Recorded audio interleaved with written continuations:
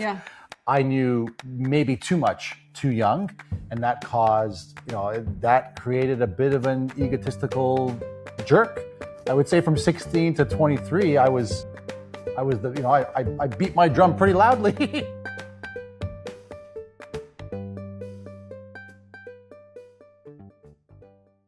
Welcome back to the Family Wealth Edge. Kristen, episode 24, the first one that we're doing in person. We're here. Special. We're here. Real life Vincent. It is. The last time we saw each other was at a dear friend of ours' wedding, Kaylee. We'll give a shout out to Kaylee. Love you, Kaylee. September of 2022. Mm-hmm. So this is the first time Kristen and I have been together in 4 years. That's wild.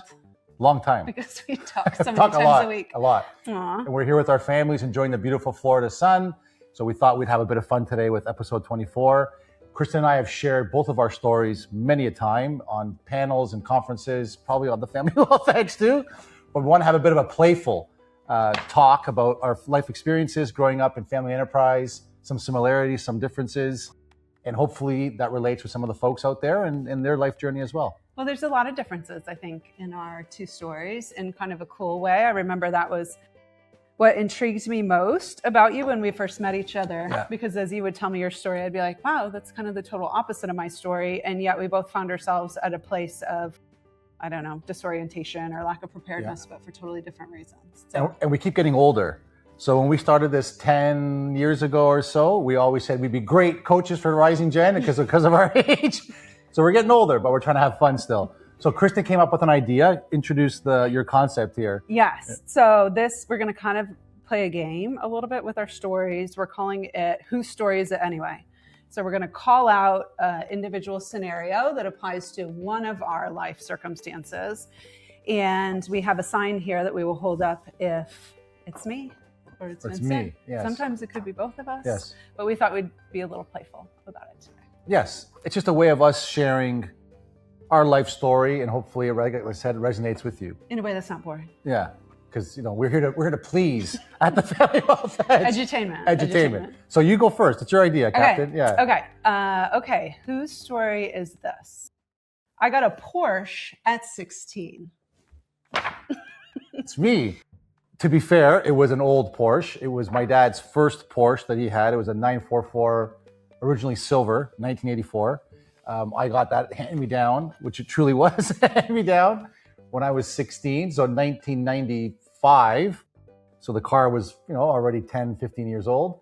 It had a leaky roof, no spring clutch, no power steering. So in my head, it was like you rolled into the school parking lot with this like sleek, beautiful-looking Porsche, but it had a little bit of rough around the edges. So I did get a new paint job on the Porsche and new tires. So I think it's a great analogy. Is that the word? For life at that time, because on the exterior of the car, it looked fantastic. Brand new paint job, brand new set of wheels. But on the inside, it was an older car. The car didn't run. Like you hear Porsche, you go, wow. Sure, I had some fun. But the car didn't run like a newer car. So there was like I said, the sunroof leaked. So when it rained, water would come in the car. And the car had a habit of overheating. So if you were in a drive-through getting but up in Canada, we have Tim Hortons, getting a coffee, the car would actually stall. So I would have to shut it off, turn it back on, place the order, go to the window. The other thing the car didn't have was an emergency brake. So for those that drive manual, which I still do today in 2026, which is a rare breed now, you couldn't park up a hill because the car would literally roll. So it made it quite tricky where to find parking, how to park it, because the car had no emergency brake. And then you would think that it would be a hot commodity on a date night. So you'd go to the date, you're 15, 16, 17 in Canada when you drive. So you'd take the car to a park and the car wouldn't start sometimes. So that was quite quite the hand-me-down that Dad gave me. So my first car was a old Porsche that my dad gave me. I think for him, it was more of a gift for my dad that he was able to give his son his first sports car. Yeah. So just to be clear with this analogy that you're drawing, which I think is hilarious, what you're saying is it's similar to you. Yes, at the time.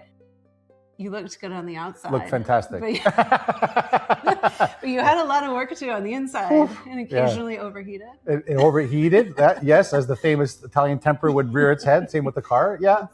And I think now that we're talking about it, the emergency brake part is actually the one that resonates most. Okay. There was no emergency brake. So you have to be very thoughtful. Like, where do you even park the car? If there was any kind of an incline, the car would roll. Right. So that was me at 16 in my black. If some of my friends ever watch the Family Wealth Edge, they'll go, what a loser. He's talking about those days. So shout out to some of the old friends.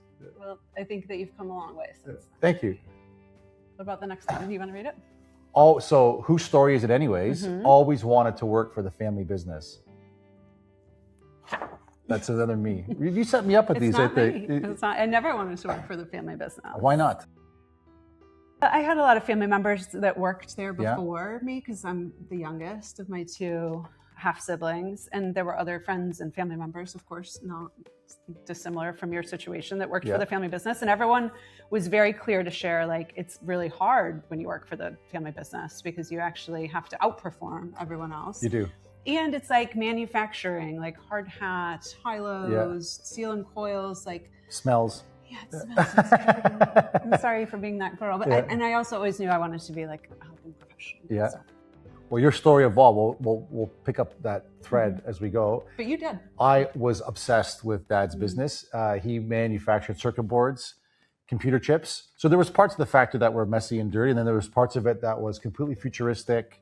And I would, at the time, in the early 90s when the company was really doing well, the talk was that that manufacturing facility was the most advanced in Canada. So it was really, really cool to just go into the building and all the robotics and clean rooms, et cetera. But I think more than anything, I think the attraction, was the company, the job, but it was the people. Like, Dad employed over 200 people. It was like its own little kind of city. It was just really, really neat. And then Dad too was such an open, gregarious person. Everyone loved him. He loved all the people. And I just wanted that. I wanted to carry on that tradition. And then you think it's easy. I think too, like rising gen, look at their family business and go, I can do that job. You see one side of it, And then you get a bit older and you go, this is really hard. And the fact that there are this many employees and the pressures that owners face in keeping the lights on and the revenue going so that people can stay employed, you learn that as you get older. But man, I loved that company. I loved what it did for the community. I loved what it did for the family. And then ultimately Dad decided to sell it, 2006, so 10 years after my 16th birthday, give or take. But yeah, it was at least I thought it was at the time, it was my dream to fill Dad's shoes. And ultimately it changed. And here we are talking about it on the Family Wealth Edge. Yeah. The family business broke up my high school relationship. It's me again, upside down. How did I get 3 in a row? I'm sorry, you have a lot of interesting things that happen in your life. If this has ever happened to any of our listeners or Wise Jen, I'm sorry for your experience, but this was another, maybe partly coincided with the Porsche and me being a bit of a jerk at that age. But yes, the family business at the time also used to manufacture for the US military. So a bit of a sensitive subject. So in the 1990s, there was various things going on around the world. And the girl my first real girlfriend, probably 17 or 18, her father wasn't too happy with my dad and the business because of the product that we were making. So that ultimately caused a rift in the relationship. We were young, but yeah, it wasn't a warm welcome to their house when they learned. I've shared this story a few times, but at that time when the war was going on with Yugoslavia, the former Yugoslavia, 97, 98, the local paper wrote an article about the company manufacturing parts for the U.S. military and how a local businessman, Vince Valeri, was profiting off, NATO and the war effort. And I remember going to their house and the paper was there at the kitchen table. So the unfortunate downside of business. And I think we've seen this a lot. And actually a family you and I worked on in Chicago together. I think it was our first big engagement together. Food manufacturing company, if you remember, when we were interviewing the rising gens in that engagement, how some of them were like, they didn't want anything to do with the company because they felt that the work environment was poor, there was poor working conditions. Similarly, my sister, as we got older and she learned some of who our clients were, also kind of rejected that notion of the family business, which again brings in conflict. Yeah, all of this is complicated, and I think people don't really expect this can affect your relationships, and you'll have feelings about it. The people you're in connection with might. Well, I'd love to hear more about that. You didn't experience any of that with your family's company? I really didn't. But remember too, I moved away at 16. I moved to Florida when my mom got remarried. And so by the time I was old enough to have all of that sort of interplay, I think having my dad die, I think that put me into the spotlight a little bit locally. That sort of made it more comfortable for me to move out of state because people knew that I was an inheritor. My dad had died. I was so young. You're jumping ahead, Kristen. Yeah. Sorry. Yeah, but that was in college, I guess. So moving away was helpful, knowing what the future would hold.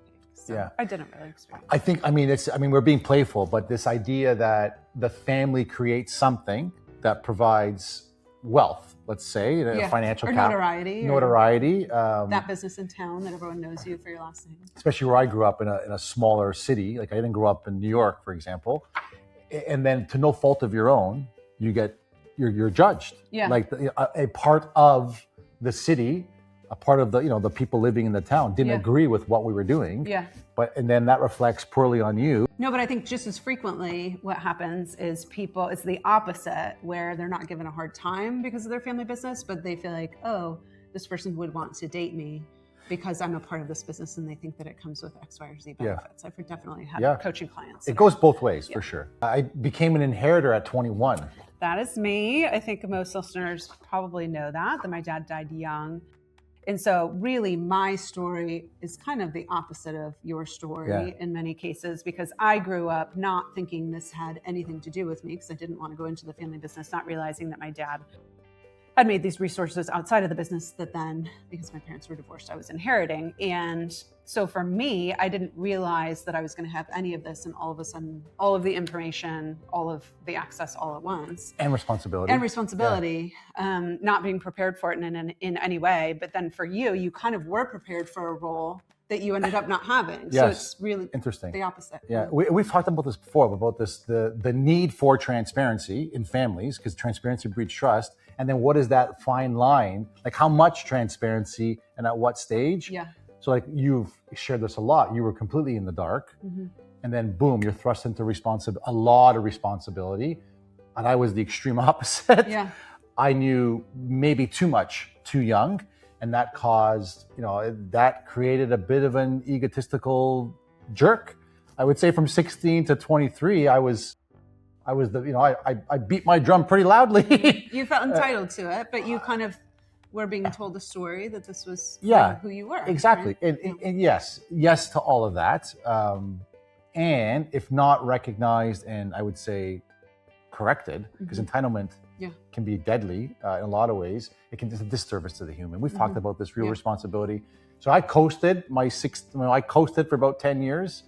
That was very different. And I think we'll talk about this, with the next one too.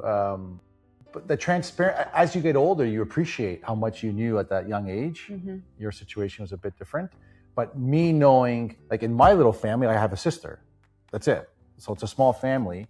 So even at 21, 22, when you unfortunately lost your dad, I knew all of this stuff and my sister didn't know any of it. So that even at that young age, and I can tell you, that rift in relationship still continues to today with my sister. Because of the gap. Because of the gap in information, right? And I think, it's difficult growing up in these family enterprises. It's wonderful, it affords a ton of opportunity, and it's a set of challenges and decisions that a lot of people don't have to make if you're not in that position. Yeah. And I think it's easy to judge. We all judge. We try not to. But some of those that are maybe from different situations, it must be nice to be part of the XYZ family.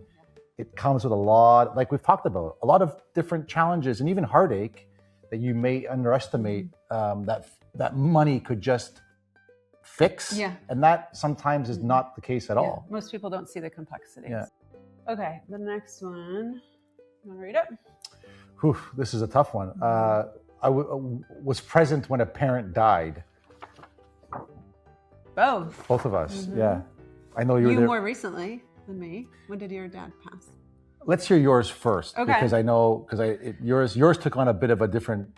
Yeah, I don't know what one to go with actually, because I've had it feels like a blessing, the blessing of Both.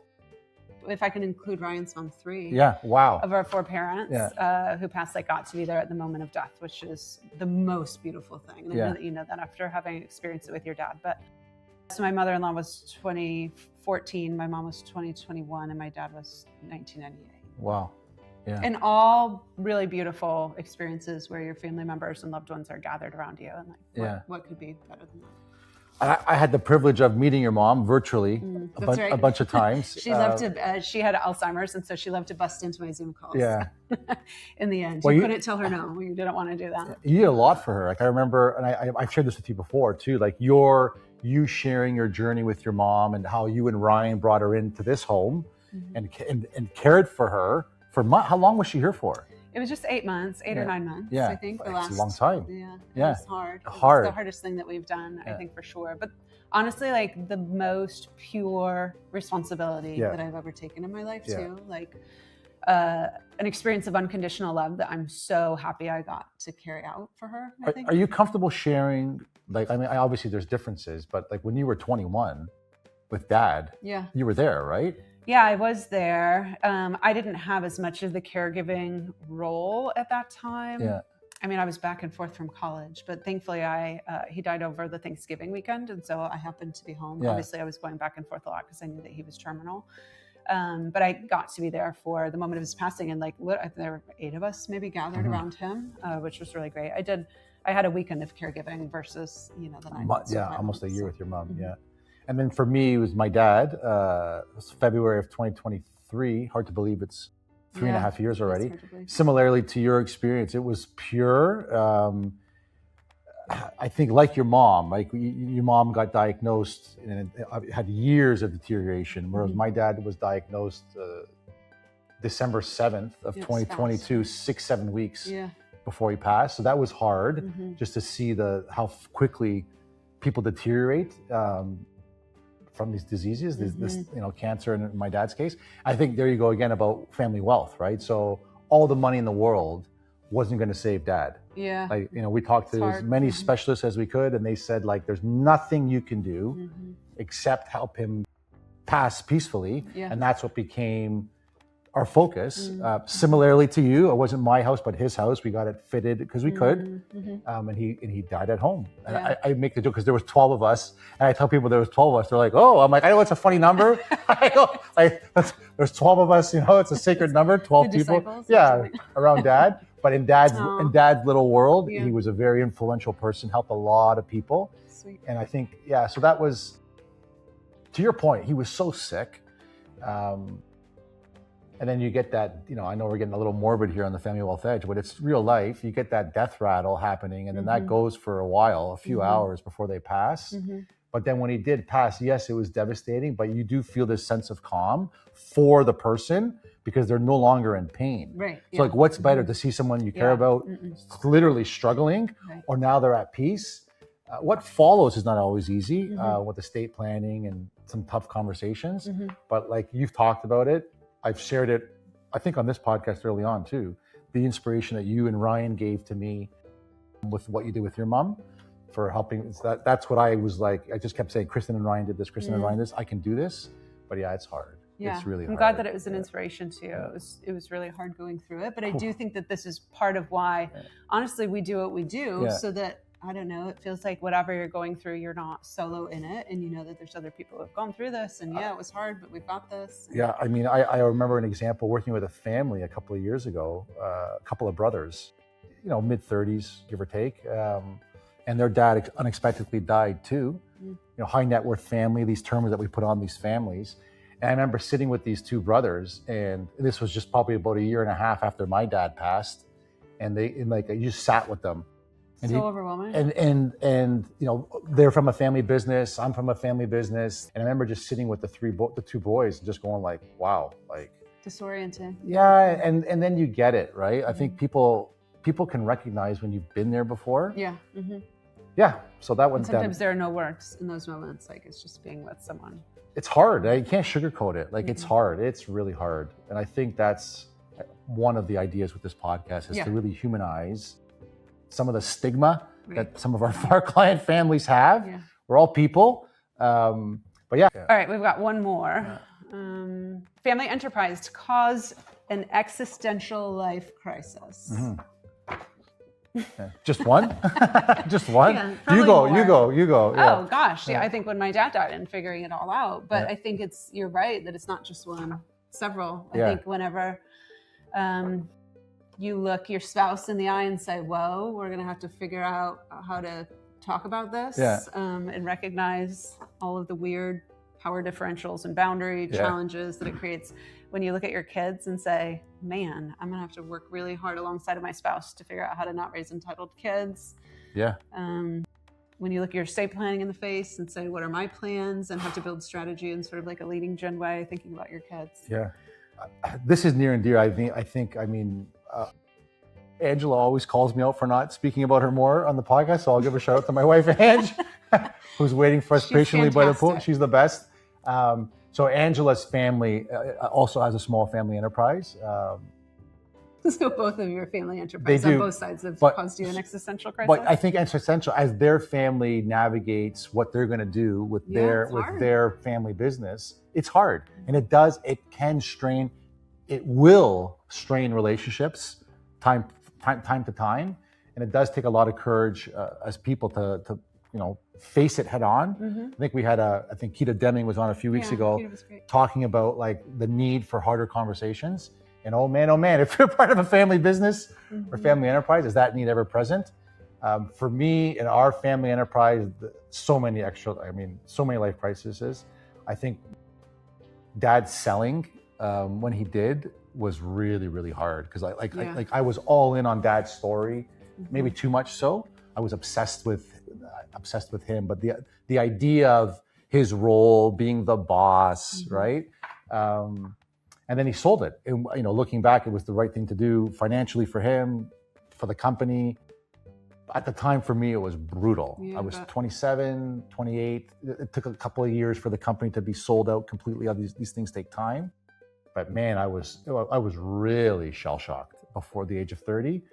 Like, what are you going to do with life? But again, what year are we now? We're 2026, so 20 years ago. What a gift he gave me by selling his company. What a gift, because it actually freed me from that idea that I had to do this. Like I have to play this role in my life, and him selling his company literally liberated me. Then you had to figure it out for yourself. And what a gift. It sucked in the beginning, right? It's like the race sucks when you start it, but man, when you get in the middle of it and you're feeling good about running the race, it feels great. And it never would have, if I kept down that path, I know I'd be a very different, continued to be an entitled brat at the time. I don't know. You would have figured it out. I don't know. There was a lot to be spoiled about at that time, for sure. Good.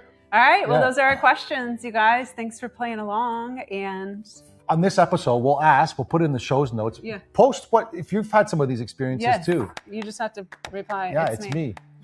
Thanks, everybody. Love that. Another episode of the Family Wealth Edge. Take care. Bye, everybody.